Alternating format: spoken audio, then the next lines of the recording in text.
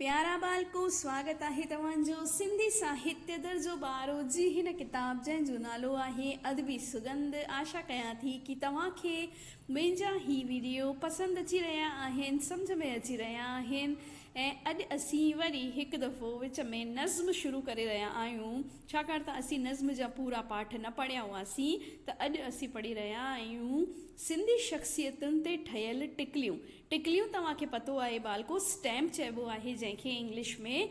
ऐं टिकलियूं थींदियूं आहिनि टपालूं, टपाल टिकलियूं। टपाल यानी थींदी आहे पोस्ट यानी डाक। यानी तव्हां ॾिठो हूंदो कॾहिं बि कंहिं बि लिफ़ाफ़े खे बिना टिकली जे, बिना पोस्ट पे इन जे टिकट जे न मोकिलिबो आहे।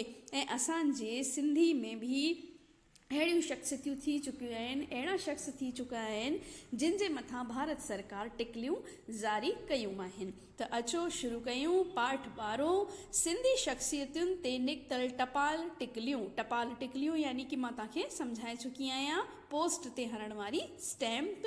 ही लिखियल आहे पाठ श्रीमती डॉक्टर कमला गोकलाणी द्वारा। मर्कज़ी सरकार जो कारोबार कामयाबीअ सां हलाइण लाइ घणाई विभाग या खाता बर्पा कया विया आहिनि। तइलीम यानी शिक्षा, मेडिकल अव्हांखे पतो आहे जेको डॉक्टर सां रिलेटेड थींदो आहे। माली वज़रात यानी कि जेकी सरकार हलंदी आहे। इंसानी वसीला, सामाजिक न्याय, जनसंचार, टपाल खातो वग़ैरह। यानी कि अलॻि अलॻि डिपार्टमेंट थींदा आहिनि सरकार जा, छाकाणि त उहे सरकार खे हलाइण लाइ, सुठी तरह हलाइण लाइ ज़रूरी थींदा आहिनि, सरकार जी कामयाबी लाइ ज़रूरी थींदा आहिनि। टपाल खातो ख़ासि अहमियत रखे थो, जंहिंजा घणा ई कम भारतवासियुनि जे भले वास्ते आहिनि। टपाल खातो यानी कि डाक पोस्ट। पर ख़ासि अहम कमु आहे हिकु शहर मां मोकिलियल टपाल ॿिए शहर में ॾिनल एड्रेस ते पहुचाइण, जंहिं लाइ उन लिफ़ाफ़े ते टिकलियूं लॻायूं वेंदियूं आहिनि। पर टिकलियूं जी फ़क़ति इहा अहमियत न आहे, उहे टिकली ऐतिहासिक अहमियत रखनि थियूं।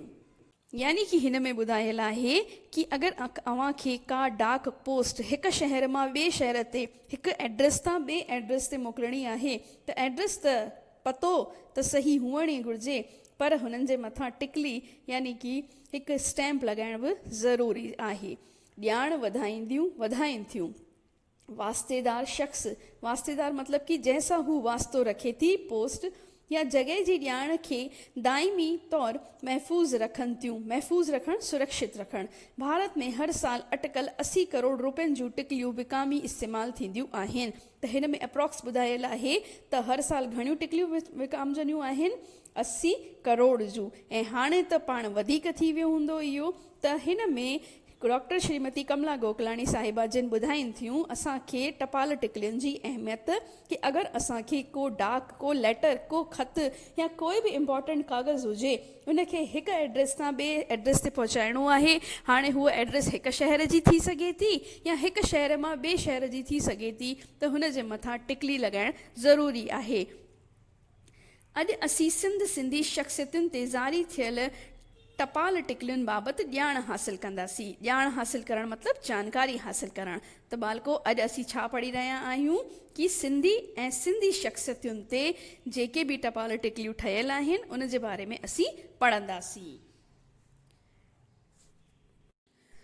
टपाल टिकलियुनि जो इतिहास अटकल 170 साल पुराणो आहे। घणो पुराणो आहे बालको? 170 साल। दुनिया जी पहिरीं टपाल टिकली जारी करण वारो मुल्क ब्रिटेन हो।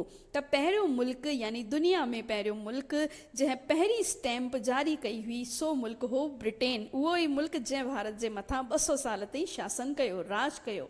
सन 1843 में ब्राज़ील, 1847 में अमेरिका ऐं फ्रांस, 1849 ईस्वी में जर्मनी ऐं जुलाई, 1852 में एशिया जी पहिरीं टपाल टिकली गॾियल भारत जे सिंध प्रांत जे कराची शहर मां जारी कई वई। पहिरीं तव्हांखे पतो आहे त हिंदुस्तान हिकु ई हो, पाकिस्तान भी हुनजो जुज़ो ही हो, सिंध हुनजो जुज़ो हिकु हो, यानी कि भाग हो। पर भारत जे विरहाङे 1947 बैदि भारत सां पाकिस्तान अलॻि थी वियो ऐं अलॻि राष्ट्र ठही वियो, अलॻि देश ठहियो। त उते पाकिस्तान में सिंध हिकु प्रांत आहे ऐं हुते हिकु शहर आहे जंहिंजो नालो आहे कराची। हुते एशिया जी पहिरीं टपाल टिकली जारी कई हुई हुई ऐं साथ ई हुई सन 1852 में। भारतीय डाक विभाग वक्त ब वक्त देश जे महान शख्सियतुनि, सियासतदाननि, क्रांतिकारियनि, देशभक्तनि, कलाकारनि, शहीदनि, संतनि, पसुनि, पखियुनि, गुलनि, फुलनि, रांदियुनि, इमारतुनि ते टिकलियूं जारी कयूं आहिनि। यानी भारत सरकार वक्त बे वक्त जारी कंदी रहंदी आहे, यानी कि समय समय ते जारी कंदी रहंदी आहे टपाल टिकलियूं, चाहे उहे सियासतदान पॉलिटिशियंस हुजनि, को सुठो शख्स हुजे, राजनेता हुजे, संत हुजे, पखी हुजे, यानी हिते हर कंहिंखे अहमियत ॾिनी वेंदी आहे। बसि तव्हां में को गुण हुजणु घुरिजे। त ही चैप्टर जो पहिरियों पेज पूरो थियो। हाणे असीं ॿियो पेज 66 नंबर शुरू था कयूं। बालको, तव्हां वटि अगरि सिंधी जी ॿारे जी किताब आहे त तव्हां हिन किताब खे पंहिंजे साम्हूं खोले वेहंदा त तव्हांखे सुठी तरह पाठ सम्झ में ईंदो। ऐं न आहे त मां हिते प्रिंट बि ॾेई रही आहियां, हुन जो प्रिंट आउट तव्हां ज़रूरु कढाए पोइ पढ़ंदा त तव्हांखे हीअ पाठ सुठी तरह सम्झ में ईंदा। त अचो त ॿियो पेज शुरू कयूं हिन पाठ जो। आज़ाद भारत जी पहिरीं टपाल टिकली, यानी कि जॾहिं भारत 1947 में आज़ादु थियो 15 अगस्त ते, त उन खां पोइ पहिरीं टपाल टिकली कॾहिं जारी थी वई? 21 नवंबर 1947 ईस्वीअ ते 3.5 आने जी जारी थी।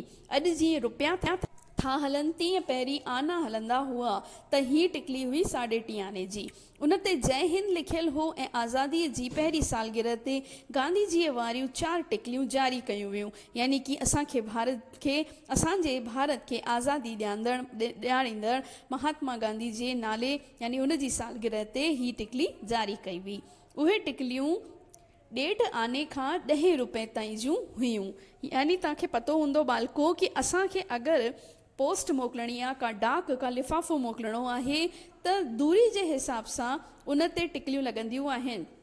हाणे मञो कि मां अजमेर में रहंदी आहियां, या मां कोटा रहंदी आहियां, या मां जयपुर रहंदी आहियां, त मूंखे मुंहिंजे ई शहर में अगरि डाक मोकिलणी आहे त हूअ सस्ती वेंदी हली। पर जे मां कोटा मां अजमेर मोकिलियां या अजमेर मां दिल्ली मोकिलियां त हुन ते वधीक पैसनि जी टिकलियूं लॻंदियूं। तीअं टिकलियूं बि थींदियूं आहिनि, उहे अलॻि अलॻि रुपयनि अलॻि अलॻि पैसनि जूं थींदियूं आहिनि ऐं दूरी जे हिसाब सां लॻंदियूं आहिनि। ईअं महात्मा गांधीअ ते सॼी दुनिया में अटकल 100 मुल्कनि में टिकलियूं ऐं ॿी सामग्री जारी कई आहे। यानी कि केवल भारत में न, पर दुनिया जे 100 मुल्कनि में महात्मा गांधी जे नाले जूं टिकलियूं हलंदियूं आहिनि। 20 पैसे जी सिंधी समाज जी सभ खां अवल टपाल टिकली मशहूर तइलीमी दान साधू टी.एल. वासवाणी जे यादि में उन्हनि जी जन्म शताब्दीअ जे मौक़े जे 3 वरहनि खां पोइ जारी कई वई आहे। यानी कि साधू टी.एल. वासवाणी जे जन्मॾींहं ते बि हीअ 20 पैसे जी हिकिड़ी टिकली जारी कई वई आहे। 25 नवंबर 1969 ईस्वी में 2.8 सेंटीमीटर इंटू 2 सेंटीमीटर 2 सेंटीमीटर जी टिकली जारी कई वई आहे। यानी हिन में साइज़ बि ॾिनल आहे। ऐं 25 नवंबर जेको आहे, जेको हींअर अचण वारो आहे, मीटलेस डे जे रूप में मल्हायो वेंदो आहे, जेको साधू टी.एल. वासवाणीअ जो जनमु ॾींहुं बि आहे। उन ते ख़ासि मौक़े ते हीअ टिकली सिंधी समाज जे द्वारा सिंधी समाज खे अहमियत ॾियण लाइ सरकार द्वारा जारी कई वई आहे। हिननि टिकलियुनि जी ॾिसो बालको हर हंधि फोटो बि ॾिनल आहे। ऐं तव्हां वटि अगरि ई बुक मौजूदु आहे त ई बुक में हिन मां कुझु टिकलियूं तव्हांखे रंग बिरंगियूं कलरफुल नज़र ईंदियूं। हाणे ॾिसूं त हिन खां पोइ कहिड़ी टिकली जारी थी। पूने में दादा जो मीरा तइलीमी संस्थान ऐं केतिरनि शहरनि में संदसि यादि में बर्पा थियल साधू वासवाणी स्कूल, साधू वासवाणी मिशन पारां थींदड़ घणा ई परोपकार जा कम संदन महात्मा जी साख ॾियनि था। साख यानी कि हुननि जो नालो कढनि था। 25 नवंबर संदन जन्म मीटलेस डे जे रूप में मल्हायो वञे थो। मां तव्हांखे हीअ पैराग्राफ पहिरीं सम्झाए छॾियो कि हुननि जो जन्मॾींहुं कीअं मल्हायो वेंदो आहे। मीटलेस डे, मीटलेस डे जो मतिलबु थींदो आहे त हिन ॾींहुं असीं तीवण वग़ैरह नॉन वेज न खाईंदा आहियूं। ऐं दुनिया खे हिननि फैलायो इहो कि घटि में घटि साल में असां हिकु ॾींहुं त अहिड़ो रखूं जहिड़े ॾींहुं असां नॉन वेज अवॉइड कयूं, न खाऊं ऐं निर्जीव जानवरनि जी हत्या रोके सघूं। अॻिलो पैराग्राफ आहे मशहूर देशभक्त भाई परमानंद ते जंहिंजो जन्म 1869 ईस्वी थियो ऐं हिननि जो मौत थियो 1958 ते।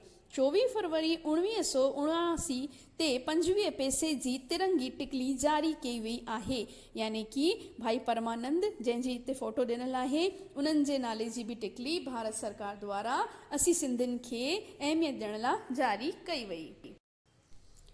सदा हयात जो मतिलबु ईंदो आहे जेके असांजी दिलनि में सदैव जीवित आहिनि। हेमू कालाणी तव्हां पढ़ियो आहे बालको, हिननि जे बारे में नंढी क्लासुनि में बि। हेमू कालाणी जेको शहीद हेमू कालाणी चवाराईंदो आहे, नंढड़ी उमिरि में ई पंहिंजी जान पंहिंजो जेको आहे पाण देश मथां कुर्बान कयो। उन जे मथां बि भारत सरकार हुन जी शहादत खे मान ॾींदे 18 अक्टूबर 1983 ईस्वी ते भारत जी उन वक़्त जी वज़ीर आज़म मतिलबु प्रधानमंत्री श्रीमती इंदिरा गांधी हथां जारी कई वई आहे।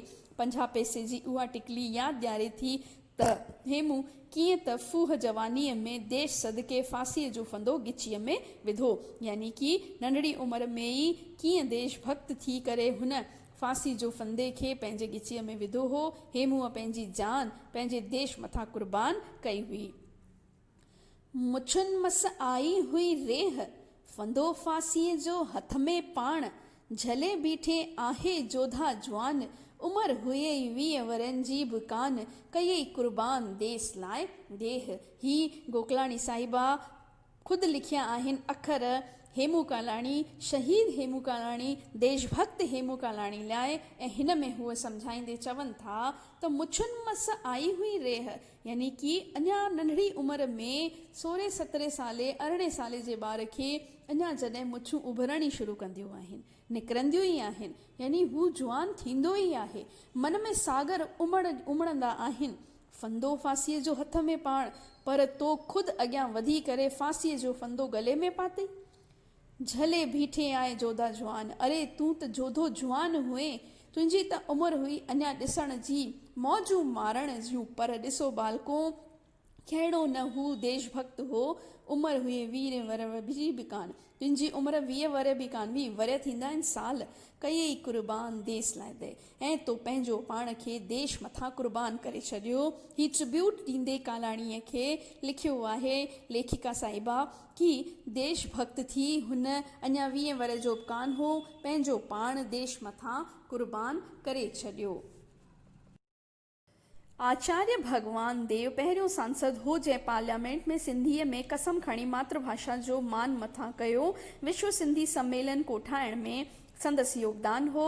उन मौक़े ते ई हेमूअ जी टिकली जारी थी, यानी कि भगवान देव जेको हो उहो सिंधी हो ऐं श्री भगवान देव ही हेमू कालाणीअ जे खे मान ॾींदे सिंधी सम्मेलन कोठायो हो ऐं हेमूअ जी टिकली हुननि जारी कई हुई, ताकि सिंधियुनि खे पतो पइजी सघे कि अहिड़ो महान देशभक्त जंहिं घटि उमिरि में देश मथां जान कुर्बान कई सो सिंधी हो।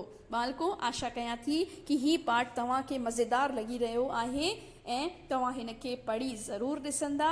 तमामु सवली भाषा में ॾिनल आहे ऐं मिलूं था अॻिले वीडियो में। तेसीं ताईं जय झूलेलाल, जय भारत।